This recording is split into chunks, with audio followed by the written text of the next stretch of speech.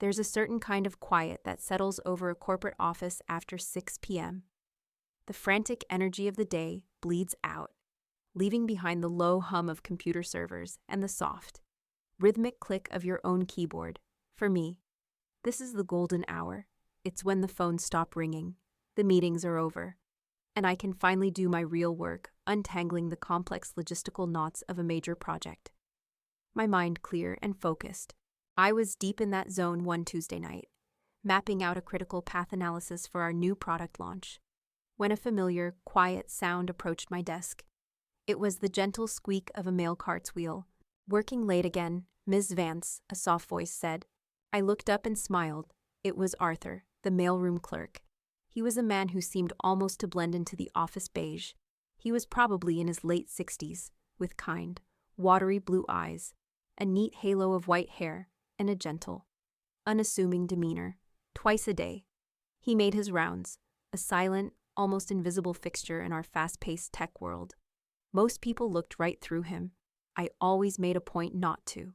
"You know it, Arthur," I said, stretching my arms over my head. "This project won't manage itself.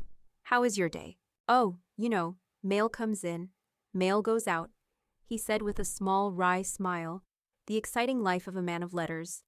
He collected the outgoing mail from my outbox. "Don't you work too hard. Now, remember to go home." "Promise," I said. "Have a good night." He nodded and continued on his quiet journey down the empty row of cubicles.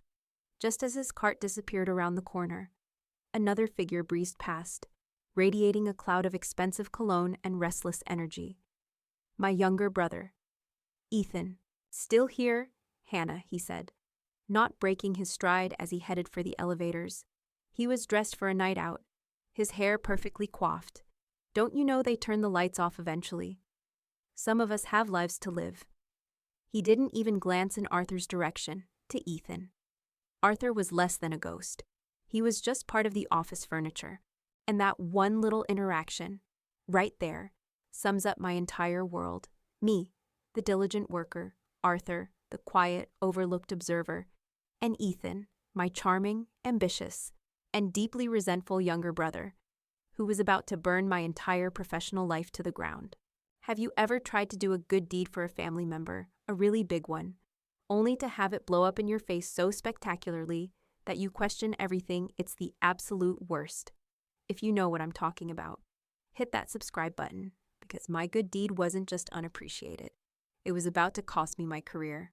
I'm a senior project manager at Innovatech Solutions, a mid-sized tech firm that develops enterprise software. I love my job. I love the challenge, the strategy, the satisfaction of taking a complex, chaotic idea and wrestling it into a successful, on-time, on-budget product launch. I worked my way up from an entry-level coordinator position. I earned my spot through long hours, meticulous work, and a reputation for being the person who could handle the toughest projects. My biggest, most difficult project, however, was Ethan. Our sibling dynamic was forged in childhood. I was the responsible older sister, the straight-A student, the one who always had her homework done. Ethan was the golden boy.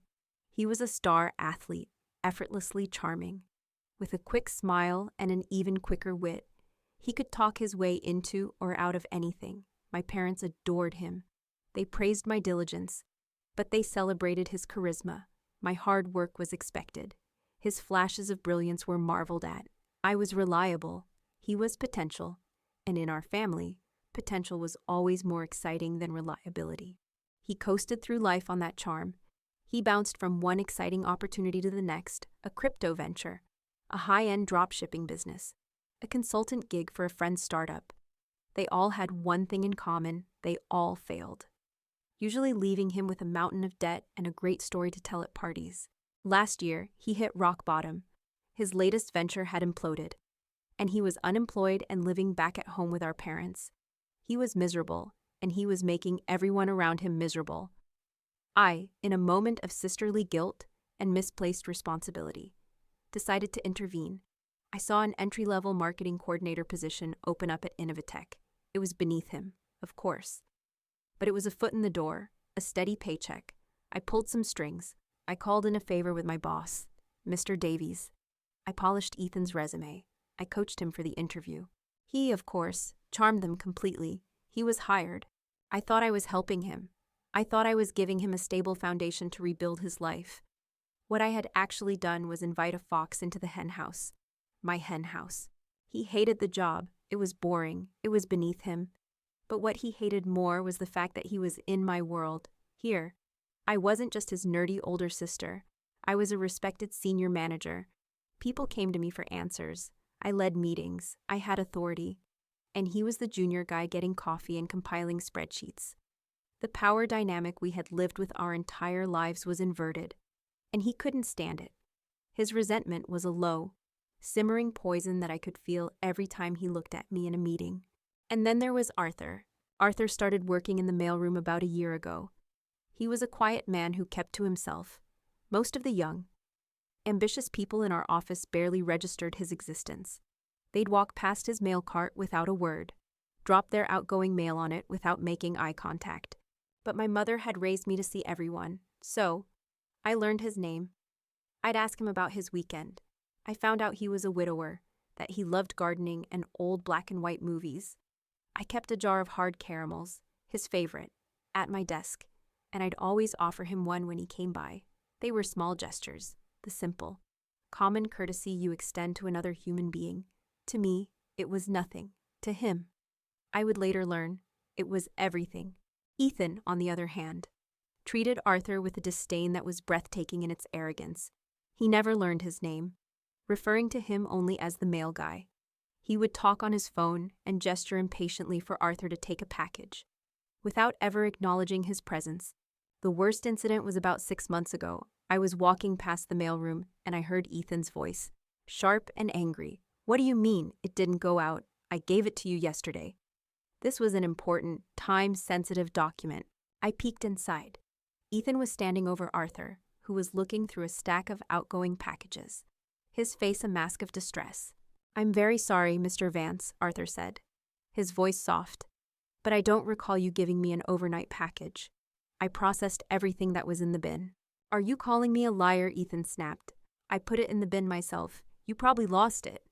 You old fossil. Do you know how much trouble you've just caused me?" It was then that I stepped in. "Ethan, what's going on?" "This old coot lost my package," he fumed. I looked at Arthur, who looked profoundly embarrassed and upset. I then looked at the outgoing bin, and on the floor, just behind it, I saw a familiar-looking FedEx envelope. Ethan had been so careless, so rushed. He had missed the bin entirely. I picked it up without a word and held it out. Ethan's face went from red to white. He snatched the package from my hand, muttered something about stupid bin placement, and stormed out without a word of apology to Arthur. I turned to Arthur. "I am so sorry," I said, my face burning with secondhand shame. "My brother. He can be a real jerk sometimes." Arthur just looked at me, his kind, watery blue eyes holding a look of quiet, sad understanding. "Family can be complicated, Miss Vance," was all he said. He then turned and went back to sorting the mail, but I knew, in that moment, that he had seen us both for exactly who we were. The beginning of the end started with the announcement of Project Chimera. It was the biggest, most important project in our company's history, a complete overhaul of our flagship software suite. It was a massive undertaking. And Mr. Davies, my boss, called me into his office to give me the news. "Hannah," he'd said, "the board has approved the budget for Chimera. It's a go, and I'm making you the lead project manager. This is your chance to really prove yourself." I was ecstatic. It was the biggest opportunity of my career. "There's just one thing," he'd continued. "I want Ethan on your team, in a significant role. The kid's got a lot of charm and a lot of potential. I think he could learn a lot from his big sister. It'll be a great growth opportunity for him." I felt a cold knot of dread form in my stomach. I tried to protest, gently.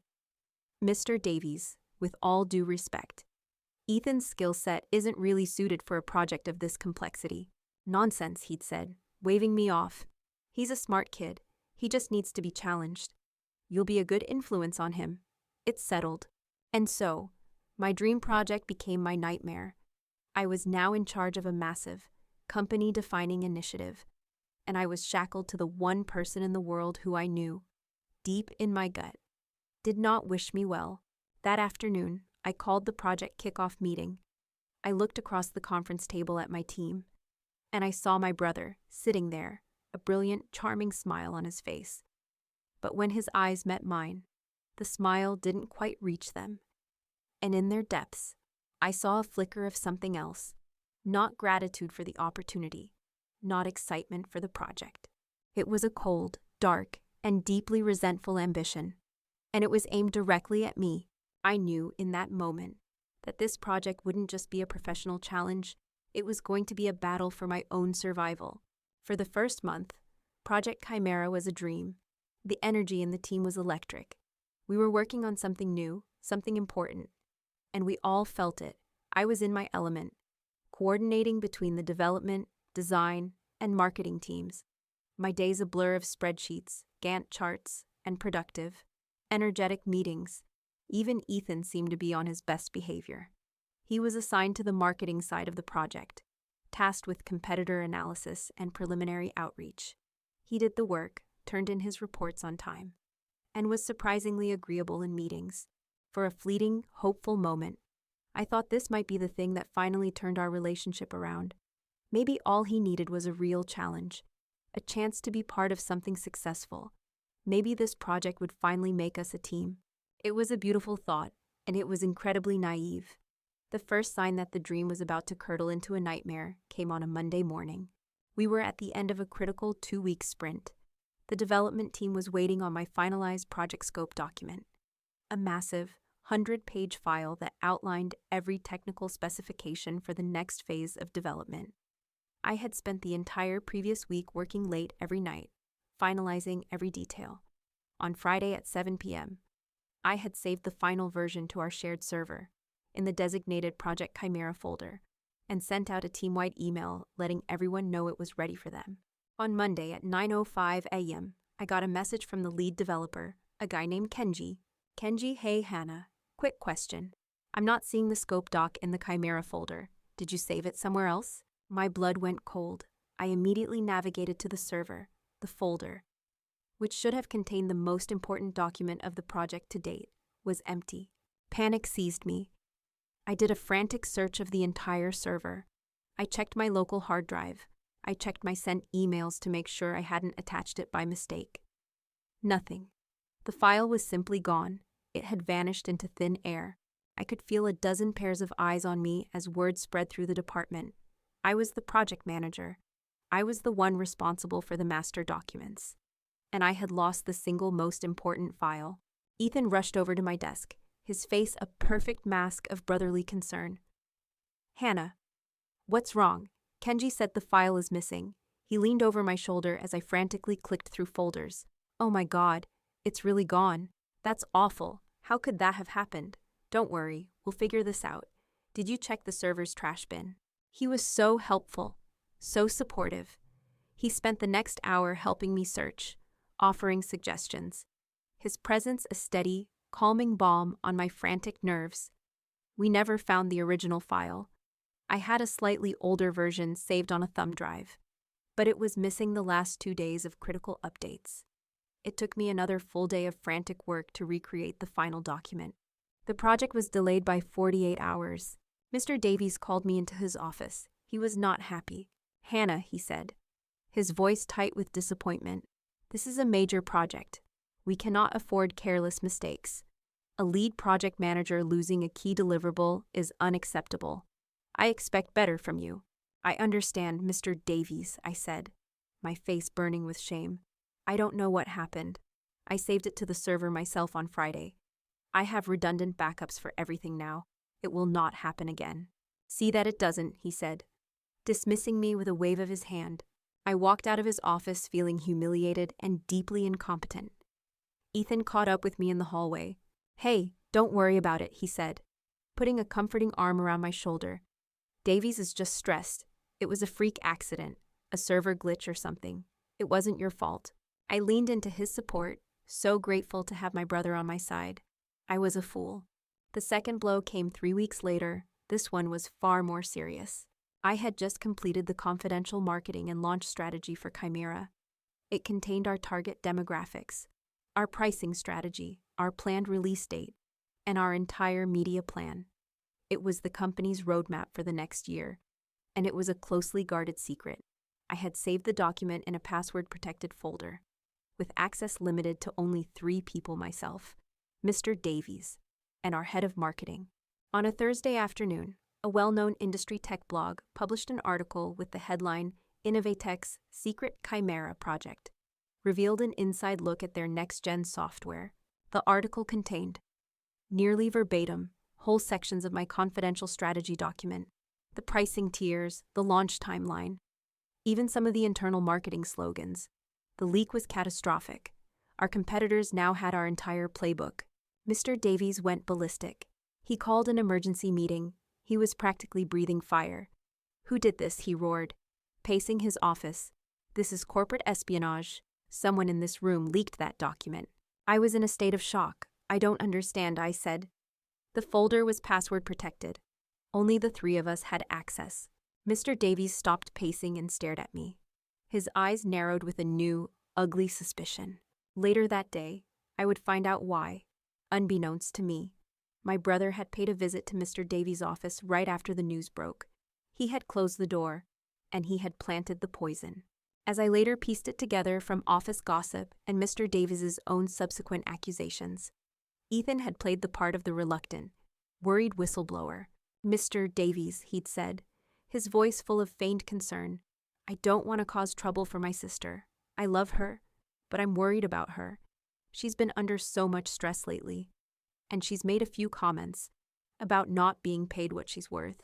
She mentioned that a competitor, a big one, had reached out to her a few months ago with a huge offer. The lie was insidious, brilliant in its cruelty. It was completely fabricated, but it was plausible. It created a narrative: Hannah, the disgruntled, underappreciated employee, leaking company secrets for personal gain. The shift in Mr. Davies' behavior towards me was immediate and glacial. He stopped making eye contact with me in the hallways. He began CCing his own boss on every email I sent. I was slowly being frozen out, my authority on the project eroding day by day. The trust was gone. The final nail in my coffin came a week later. Our biggest client, a massive logistics company, was set to be the first to beta test the Chimera software. I had personally managed the relationship for years. They trusted me. On a Monday morning, I got a furious call from my contact there, a woman named Susan. "Hannah, what in the world is going on?" she demanded, her voice livid. "I just got an email saying the beta timeline has been pushed back a full month. My team has already cleared their schedules. This is a disaster.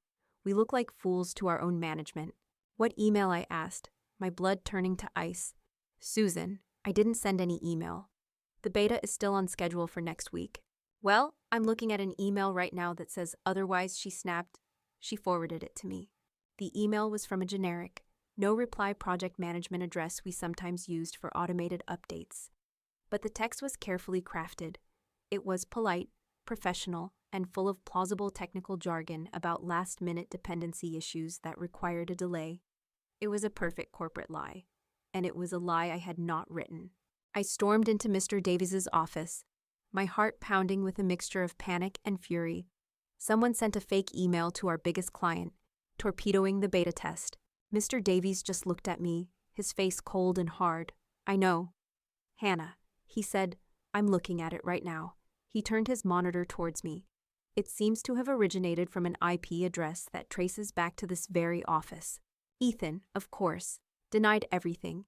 He claimed he had never seen the email, but later that afternoon, he had another quiet, closed-door meeting with Mr. Davies, and I can only imagine what he said. I don't want to believe it. Mr. Davies. But Hannah has been so forgetful lately. The stress is really getting to her. Maybe she sent it and doesn't even remember. That was it. The case was closed, in the mind of my boss. I was now not just a disgruntled leaker, but an unstable, incompetent saboteur. During this whole nightmarish period, my only moments of sanity came from my brief, twice daily interactions with Arthur, the mailroom clerk. He would come by my desk, and he would see the stress on my face, the dark circles under my eyes. He wouldn't say much, but he would look at me with his kind, watery eyes and offer a quiet word of encouragement. "Tough day, Miss Vance," he'd ask softly. "You have no idea, Arthur," I'd reply with a weary sigh. "The storm will pass," he'd say with a gentle nod. "It always does." His quiet kindness was a tiny island of decency in an ocean of corporate backstabbing and familial betrayal. He was the only person in that entire building who looked at me without suspicion or pity. He just saw a person who was having a hard time. The final summons came via a sterile calendar invitation that appeared in my inbox on a Friday afternoon. From Richard Davies, subject Project Chimera Performance Review. Attendees Richard Davies, Hannah Vance, Ethan Vance. My heart sank into my stomach. A performance review with my brother present. I knew, with a sickening, absolute certainty, that I wasn't walking into a review. I was walking into an execution. I spent the entire weekend preparing for war. The calendar invitation on my screen, Project Chimera Performance Review, was a declaration of it. I knew, with a certainty that settled like a stone in my gut, that this wasn't a review, it was a tribunal, and I was the one on trial. But I would not walk in there defenseless. The project manager in me, the part that believed in data, in timelines, in evidence, took over. I spent 48 hours in a fugue state of meticulous preparation. I gathered every email, every project file, every server log I could access. I built a comprehensive timeline of every single incident, cross-referencing my own actions with server access records and email timestamps. I prepared a detailed, logical, and irrefutable defense of my work and my integrity. I was preparing for a professional disagreement. I was armed with facts and logic. I see now. Bringing a spreadsheet to a knife fight. On Monday morning, I walked into the office feeling a strange mixture of dread and defiant confidence. I had my folder, my evidence. The truth was on my side, I believed, with a foolish, naive sincerity, that the truth would be enough. The walk to the executive boardroom on the top floor felt like a mile. The sympathetic, pitying glances from my own team members followed me down the hall. The gossip had clearly spread. I was the project manager whose massive project was a disaster. I was the one being called to the principal's office. When I reached the heavy oak doors of the boardroom, I took a deep breath, straightened the jacket of my suit, and pushed them open. The room was vast and intimidating, dominated by a long, polished mahogany table that reflected the gray city skyline like a dark, moody lake. And they were already there, sitting side by side. A united front, my boss, Mr. Davies, his face a grim, judgmental mask, and my brother, Ethan, looking the part of a tragic, concerned subordinate, his hands clasped nervously on the table in front of him. They had clearly been strategizing, preparing their joint attack. The sight of them together confirmed my worst fears. "Hannah," Mr. Davies said, his voice cold and formal. He didn't ask me to sit down. "Thank you for coming, as you know. We're here to discuss the ongoing, catastrophic failures of Project Chimera." "With all due respect, Mr. Davies," I began, my voice steady. I wouldn't characterize them as failures. "We've had a few setbacks, but the project is still recoverable." "Setbacks," he scoffed, cutting me off. "Hannah, let's not play games." A deleted master file that delayed the development sprint by 2 days. A confidential strategy document leaked to the press, costing us our first mover advantage. A falsified email sent to our most important client, nearly destroying a multi-million-dollar relationship. These are not setbacks. These are acts of gross negligence at best, and deliberate sabotage at worst.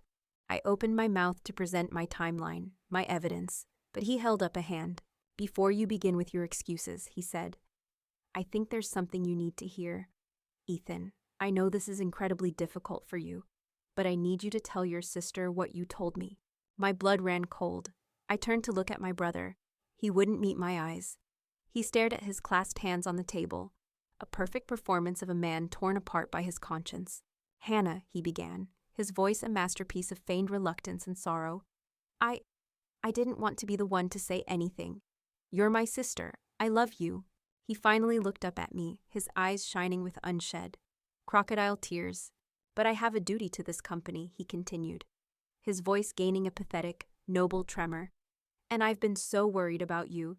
You've been under so much pressure. You've been working so hard. But you've been making mistakes, forgetting things. You've been complaining for months about your salary, about how you feel undervalued here." He took a shaky breath. "And then, I saw the email, the one to the client. I saw it on your screen before you sent it. I asked you about it. And you just got defensive and told me to mind my own business. And the leak to the press. Hannah, I overheard you on the phone a few weeks ago, talking to someone from our biggest competitor. I didn't think anything of it at the time, but now, it all makes sense." He looked at Mr. Davies, his face a mask of tragic resolve. "I'm sorry," he whispered. "I think my sister is in over her head. I think she is deliberately sabotaging this project. I don't know why. Maybe for money, maybe out of spite. But I can't stand by and watch her take this whole company down with her." It was a breathtaking performance, a symphony of lies, half-truths, and twisted facts, all delivered with the sincerity of a confession. He had taken every incident and woven them into a neat, tidy narrative where I was the villain. The room was silent. I just stared at him, my mind reeling. The sheer sociopathic audacity of it was stunning. He sat there, my own brother, the boy I had taught to ride a bike, the man whose career I had saved. And he calmly, methodically, and expertly slit my professional throat. "Well," Mr. Davies said, turning to me, his arms crossed, his face a mask of cold judgment. "What do you have to say to that?" I took a breath. My hands were shaking, but I would not let them see. I opened my folder on the table. "What I have to say," I said, my voice quiet but firm, "is that my brother is lying." I began to present my case. I spoke with the calm, methodical logic of a project manager. I showed them the server logs, which proved that the last person to access the folder with the deleted file before it disappeared was a user logged in at Ethan's workstation. I showed them my phone records, proving I had never spoken to anyone at the competitor company. I showed them my own email records, filled with polite, professional, and on-schedule communications with our client. I laid out the facts, I presented the data, I built a logical, rational defense. It didn't matter. Mr. Davies waved his hand dismissively, not even glancing at the papers I had laid out. "Hannah, please," he said with a sigh, full of theatrical weariness. "Emails can be spoofed, logs can be misinterpreted. What I have here is a first-hand, eyewitness account from your own brother, a man who clearly finds this incredibly painful, but who has the integrity to put this company before his own family." He looked at Ethan with an expression of admiration. "It takes a lot of guts to do what you just did. Son, I respect it." I felt the floor drop out from under me. They were a team. The verdict had been decided before I had even walked into the room. This wasn't a review, it wasn't a trial, it was a sentencing. Mr. Davies turned his cold eyes back to me. "I have seen enough. Based on the catastrophic failures of the project under your leadership, the clear evidence of your gross negligence, and the disturbing testimony regarding your suspected sabotage and corporate espionage, Innovatech Solutions is terminating your employment, effective immediately." The words hit me with the force of a physical blow. Fired. After everything I had given this company, after all my hard work, destroyed by a series of pathetic, transparent lies from my own brother. Mr. Davies slid a single, crisp letter across the table towards me. "This is your official letter of termination. Your network access and keycard have already been revoked. Please clear your desk of any personal belongings. Security will escort you from the building." I stared at the letter. I stared at the two men sitting opposite me. Mr. Davies, the pompous, incompetent fool who had been so easily played, and Ethan, my brother. His face was a mask of sorrow, but I saw, deep in his eyes, a flicker of something else, a flicker of triumphant, venomous glee. He had won. He had finally, truly, defeated his responsible, successful older sister. He had brought me down to his level. I didn't cry. I didn't scream. I was too far gone for that. I was in a state of cold, hollow shock. Slowly, I stood up from the table. I picked up the termination letter. I didn't even look at my own meticulously prepared folder of evidence. It was useless now. I turned and walked toward the boardroom doors. As I reached for the handle, I heard Ethan's voice behind me, dripping with false sympathy. "Hannah, I'm so sorry it had to be this way." I stopped. I turned my head and looked at him, truly looked at him. For what I knew would be the last time, I didn't say a word. I just let him see the dead. Empty contempt in my eyes. I wanted that look to be the last thing he ever got from me. Then I turned back, pushed the heavy oak door open, and stepped out of the boardroom and into the hallway. And just as the title promised, there they were, 2 uniformed security guards, standing there, waiting for me. One of them held a cardboard box for my things. They looked at me not with aggression, but with a kind of awkward pity. They were just doing their jobs. My career was over, my name was ruined, and I was about to be marched through the office where I had built my life. Like a common criminal, it was the lowest, most humiliating moment of my entire existence. I had lost, completely and utterly. I looked at the guards, at the box, at the long, quiet hallway that represented my walk of shame, and I felt the last of my strength, the last of my fight, just disappear. There was nothing left to do but surrender. I stood in the hallway, a ghost in my own life, flanked by 2 stone-faced security guards. One of them held an empty cardboard box, a pathetic symbol of my terminated career. The heavy oak doors of the boardroom were closed, sealing me off from the life I had built behind those doors. My brother and my boss were likely shaking hands, congratulating themselves on successfully excising the problem from their company. The humiliation was a physical thing, a hot, suffocating blanket.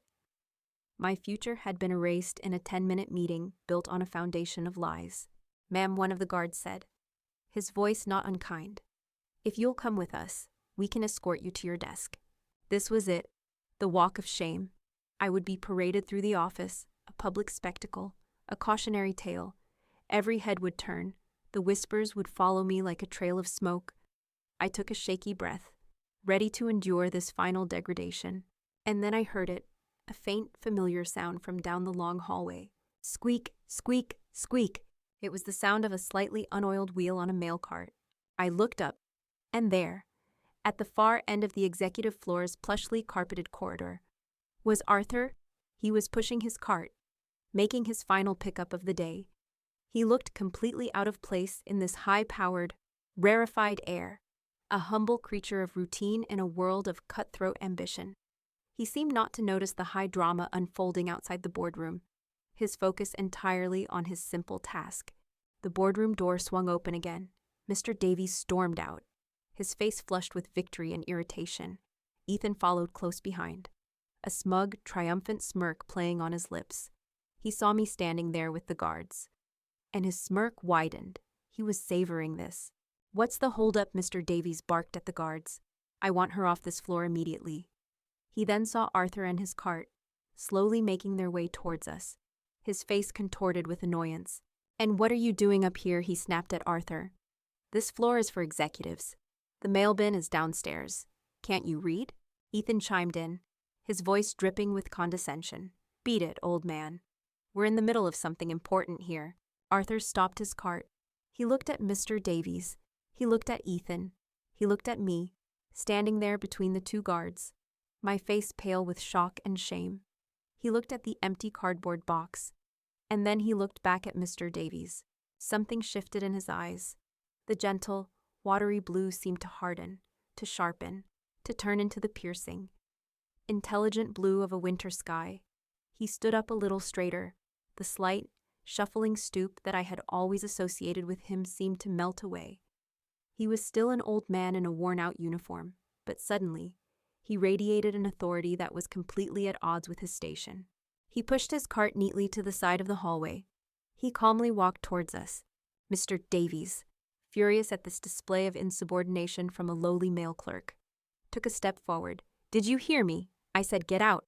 Arthur stopped directly in front of him. He was shorter than Mr. Davies, but in that moment, he seemed to tower over him.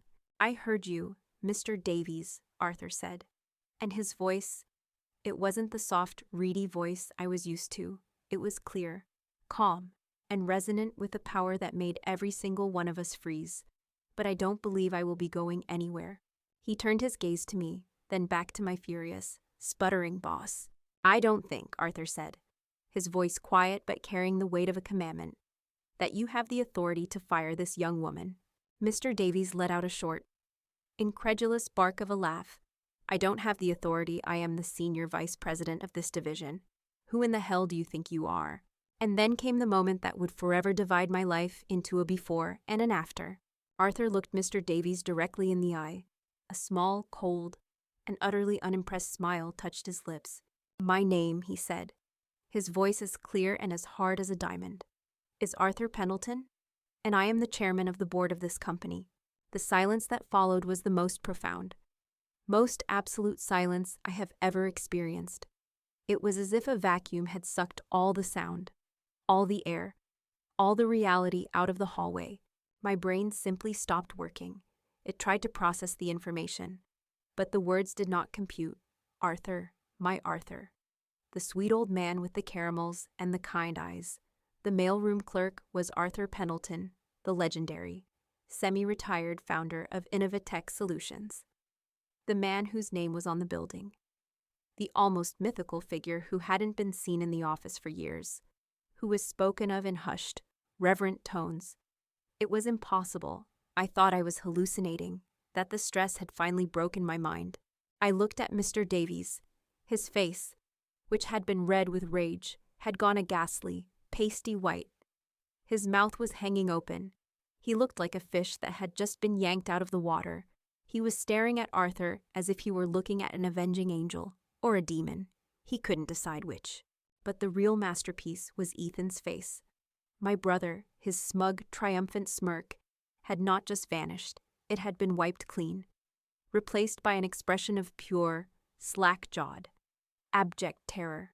His eyes were wide with the horrified realization that the invisible old man he had been dismissing, disrespecting, and actively berating for months was, in fact, the single most powerful person in his entire universe. He had been mocking a god without even knowing it. The two security guards were frozen in place, their faces a perfect picture of confusion. They looked from the sputtering, pale Mr. Davies to the calm, authoritative old man in the mailroom uniform. Their entire chain of command had just been detonated. Arthur let the silence stretch for a long, delicious moment, enjoying the tableau of shock and horror he had created. Then he took control. He turned first to the security guards. His voice was no longer harsh. It was calm, but with an unmistakable tone of command. "Gentlemen," he said, "your services will not be required here. This employee is not going anywhere.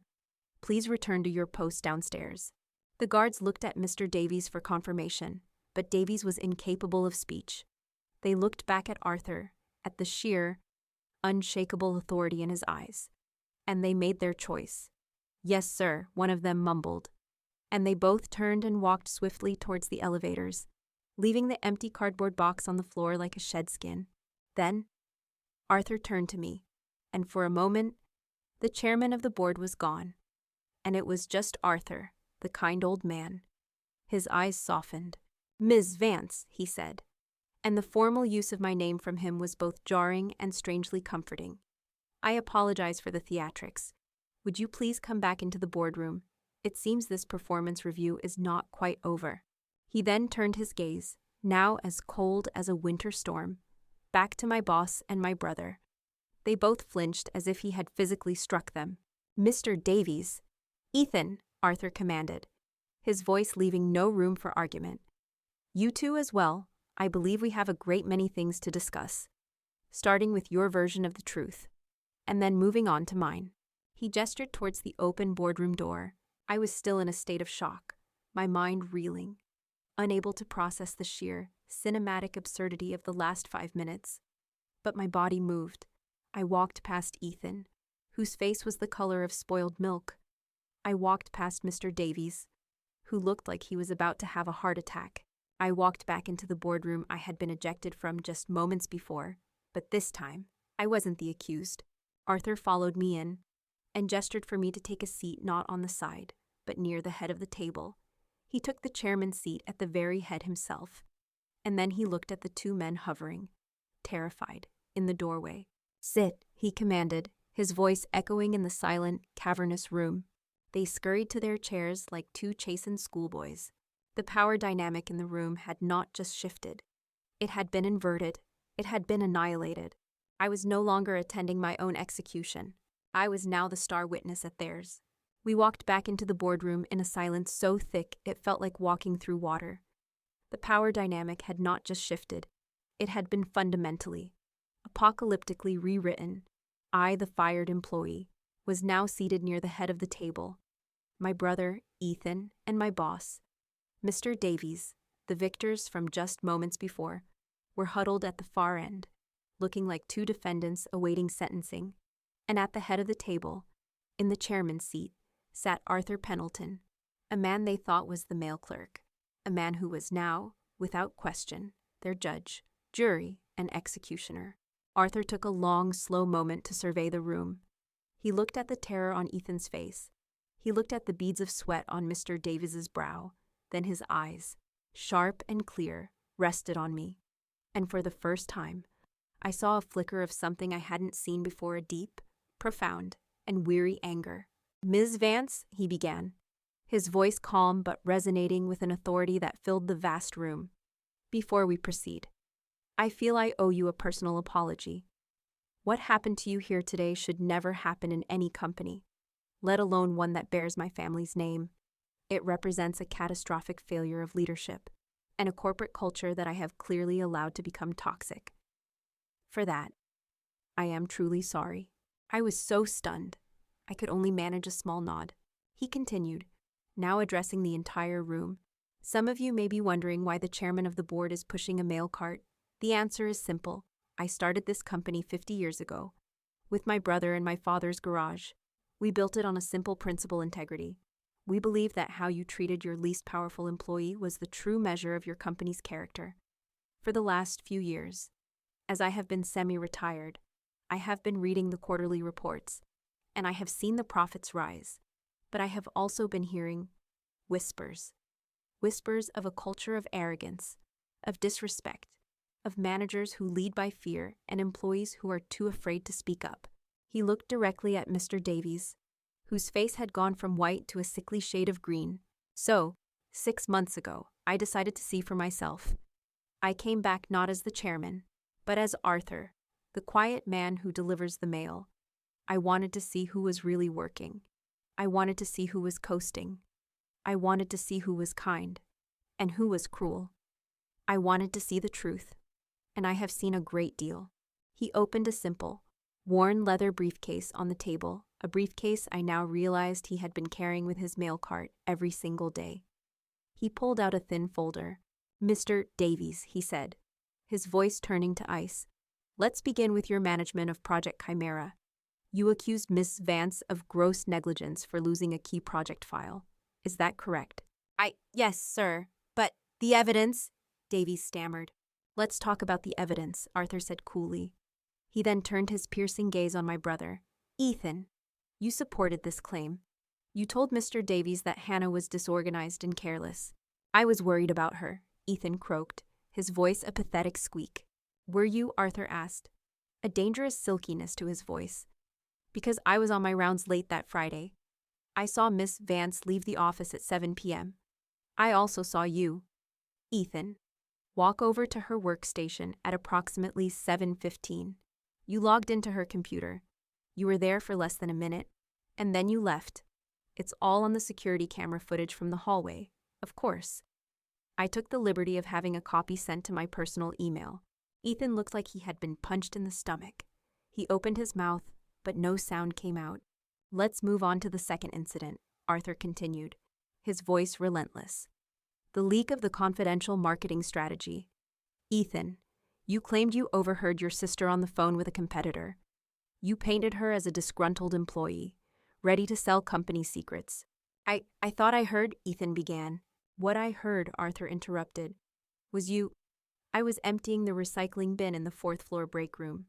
You were on your cell phone, speaking to someone you called Mitch. You were laughing, you said, and I believe I'm quoting correctly.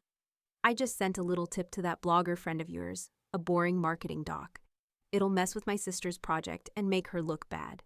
It's going to be hilarious." He let the words hang in the air. The noose was tightening. "And finally," Arthur said, "the email to your most important client, falsely delaying the beta test.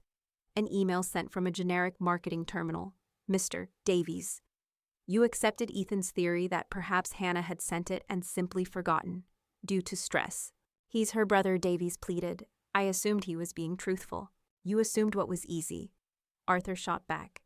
"You failed to do your due diligence as a manager. You failed to investigate, because I did. I asked our IT department to pull the logs for that terminal. The email was sent at 11:03 a.m. on Monday morning. The user logs show only one person accessed that terminal between 11 and 11:05. That user's login was E. Vance. Not Hannah Vance, Ethan Vance." My brother made a small, strangled sound and seemed to shrink into his chair. He was completely, utterly, and forensically exposed. "But you know," Arthur said, a look of almost theatrical contemplation on his face, "I don't want this to simply be my word against yours. I, too, believe in the importance of first-hand accounts." He reached into his briefcase again, and he pulled out a small, black, digital audio recorder. My heart stopped after the incident with the leaked document. "I became concerned," Arthur said, placing the recorder gently on the polished table. "I was worried about the morale, the culture of backstabbing. That was clearly developing in this division. So, I took the liberty of leaving this in the break room for a few days, tucked behind the microwave, to get a sense of the real office chatter. It's amazing what people will say when they think no one of importance is listening." He looked at Ethan, a final, terrible smile on his face. "I believe you had a very interesting conversation with your colleague, Mark, from accounting, last Wednesday afternoon. Shall we listen to it together?" Before anyone could object, he pressed a button, in my brother's voice, not the fake, concerned voice from a few minutes ago, but his real, smug, arrogant voice filled the silent boardroom. "So yeah, man, the plan is working perfectly," Ethan's recorded voice said, tinny and obscene coming from the small speaker. "Davies is eating out of the palm of my hand. He totally buys that my sister is cracking up. He's ready to fire her." There was another voice, Mark's. "Dude, that's harsh. She's your sister." So what Ethan's voice shot back, full of venom. "She's had everything handed to her whole life. With her perfect grades and her perfect career. It's my turn. I'll make her look incompetent, get her fired, and then I'll sweet-talk Davies into giving me her job. He's such a pompous fool. He'll believe anything I say. My sister is a great project manager, but she's a terrible politician. She thinks hard work is enough. I'm about to teach her a real lesson about how the world works." Arthur pressed the stop button. The silence that followed was a living entity. It was the sound of a career, a reputation, and a lifetime of lies being immolated. Mr. Davies was staring at the recorder as if it were a venomous snake, his face a mottled, sweaty gray. He had just heard himself being called a pompous fool by the very man he had championed. Ethan had completely unraveled. The charming facade had shattered, revealing the pathetic, sniveling, jealous child underneath. His face was buried in his hands, and his shoulders were shaking with great, gulping, theatrical sobs. "I'm sorry," he wept, his voice muffled by his hands. "I was just joking. I was jealous. I didn't mean for it to go this far. I'm sorry, Hannah. I'm so sorry." His apology, his confession, was a pathetic, self-serving whine. He wasn't sorry for what he had done. He was only sorry that he had been caught, so completely and so humiliatingly. Arthur watched them both for a long, cold moment, his face a mask of utter contempt. He had seen the truth, the whispers, the lies, the secret betrayals. He had seen it all. He stood up, his presence seeming to fill the entire room. "Mr. Davies," he said, his voice quiet but final, "your tenure at this company is over. You have fostered a toxic environment, and you have demonstrated a catastrophic lack of judgment. You are fired." He then turned to my weeping brother. "Ethan," he said, his voice devoid of any pity, "you are a disgrace to your sister and to this company. You are fired." He paused. "And I would suggest you find a very good lawyer, because I believe my legal team will be discussing the terms of your severance. and the possibility of pressing charges for corporate sabotage. Very shortly, he had delivered the sentences. The trial was over. He then turned to me, his expression softening once more. "Ms. Vance, I believe my office owes you a formal, written apology and a significant promotion, but we can discuss that later." He walked to the door of the boardroom. "For now," he said, looking back at the two broken men at the end of the table, "I believe security has a job to do." After all, the silence in the boardroom after Arthur Pendleton delivered his verdict was absolute. Ethan was still sobbing into his hands, a pathetic, broken sound. Mr. Davies looked as if he had been turned to stone, his face a waxy, gray mask of pure, unadulterated terror. He had just been fired by the mythical founder of the company, a man he had treated like a piece of garbage. Arthur looked at me and gave a small, almost imperceptible nod towards the door.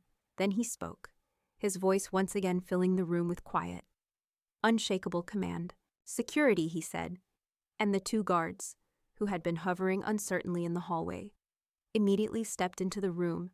They looked at Arthur, awaiting their orders. The power structure had been re-established with breathtaking speed. "Mr. Davies and Mr. Ethan Vance are no longer employees of this company," Arthur stated calmly. "Please escort them to their desks to collect their personal belongings, and then escort them from the premises." And so, the walk of shame that had been prepared for me was performed by my tormentors. It was a scene of such perfect, exquisite, karmic justice that I will carry it with me for the rest of my life. I watched as the two security guards flanked my brother and my former boss. I watched as they were marched out of the boardroom and down the long executive hallway. I saw the heads of my colleagues pop up over their cubicle walls, their faces a mixture of shock and disbelief. I saw them watch as Ethan, his face red and puffy from crying, and Mr. Davies, looking like a man who had just seen his own ghost, were forced to pack their diplomas and their desk photos into the very same cardboard boxes that had been intended for me. The office, which had been buzzing with whispers about my impending doom, was now dead silent, the only sound the rustle of personal effects being unceremoniously dumped into boxes. Ethan wouldn't look at anyone. Mr. Davies just stared into the middle distance, his career, his reputation, his entire world demolished in the span of 15 minutes. I didn't feel a sense of triumph as I watched them go. I didn't feel a rush of vengeful glee. I just felt a profound, quiet, and weary sense of justice being served. The storm had passed. Once they were gone, escorted to the elevator like common criminals, Arthur turned to me. We were alone in the vast, silent boardroom. "Well," he said, a wry, tired smile finally touching his lips, "I do apologize for the theatrics, Miss Vance, but I find that sometimes a little bit of drama is necessary to clarify a situation."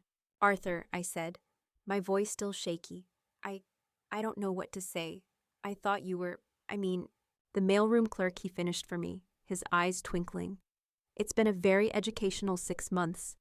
I've learned who sorts their mail properly, who drinks the last of the coffee without making a new pot, and who has the integrity and the fortitude to withstand a coordinated campaign of sabotage from her own brother." He became serious again. "I have been watching you, Hannah. From the day I started, I watched you work. I watched you lead.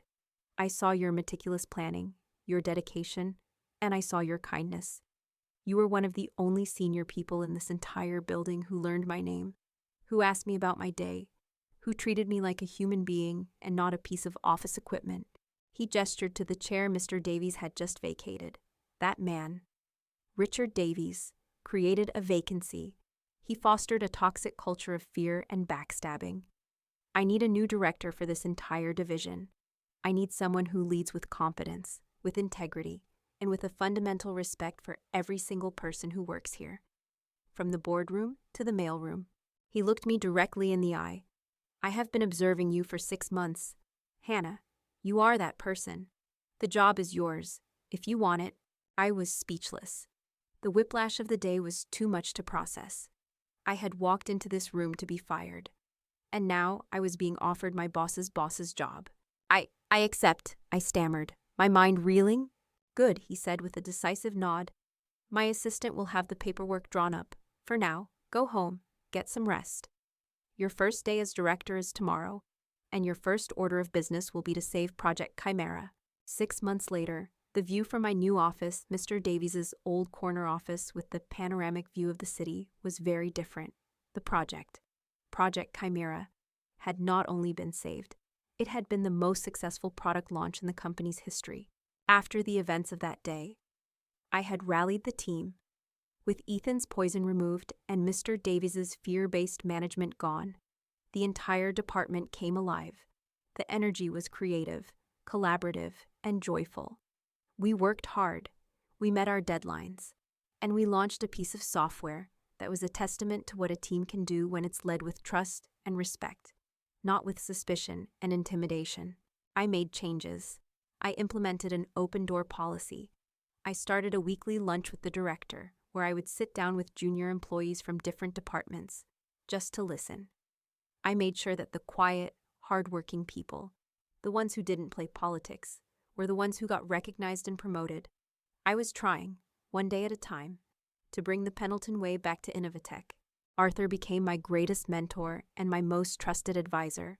We had lunch once a week. He would tell me stories about the early days of the company, about the values he had built it on, and I would tell him about the day-to-day realities of running a modern tech division. I still kept a jar of hard caramels on my desk, and he would always take one before he left my office. The fallout with my family was complicated. Ethan, I heard, was unemployable. The story of his spectacular self-destruction had become something of a quiet legend in the local tech community.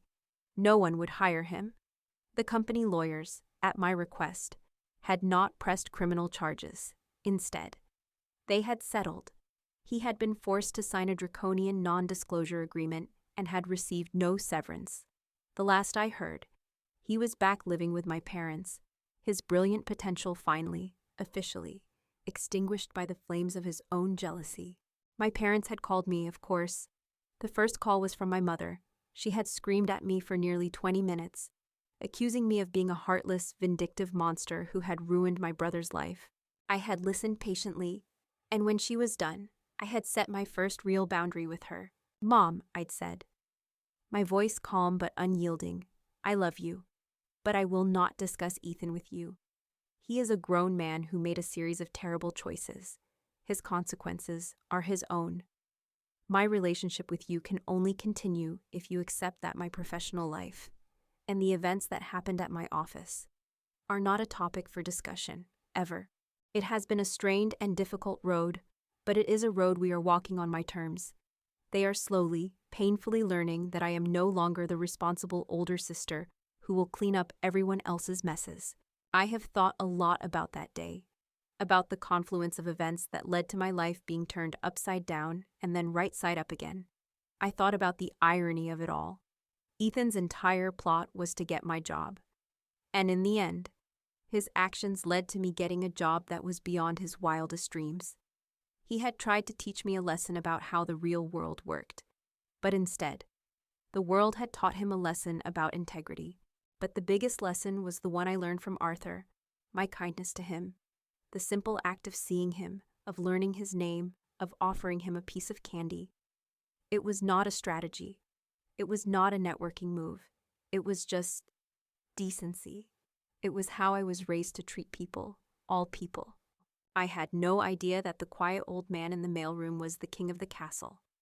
I had no idea that my simple, consistent decency was being observed, noted, and valued by the one person whose opinion actually mattered.